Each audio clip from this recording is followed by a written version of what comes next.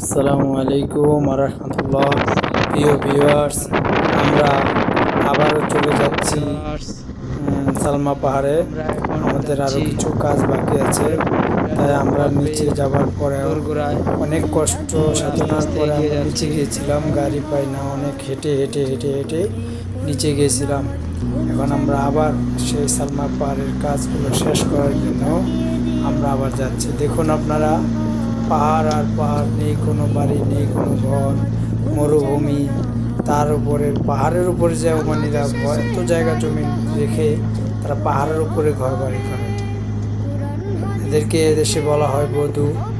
তো অবশ্যই আপনাদেরকে উপরে ভিডিও করে আপনাদেরকে দেখাবো।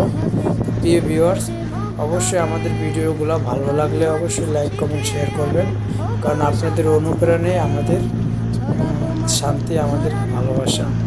তো অবশ্যই আপনারা চ্যানেলটি সাবস্ক্রাইব করবেন, লাইক কমেন্ট শেয়ার করবেন, আর আমাদেরকে অনুপ্রেরণা দেওয়ার জন্য অবশ্যই কমেন্টস করবেন।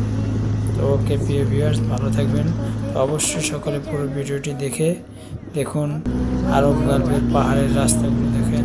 আসলে আমার মোবাইলটা অতটা ভালো নয় যে আপনাদেরকে এত সুন্দর করে আপনাদেরকে ভিডিও করে দেখাতে পারতেছি না। তবে সামনে ইনশাআল্লাহ আমি আরও ভালো সুন্দর করে ভিডিও করে দিব। তো অবশ্যই আমাকে সবাই সাপোর্ট করবেন।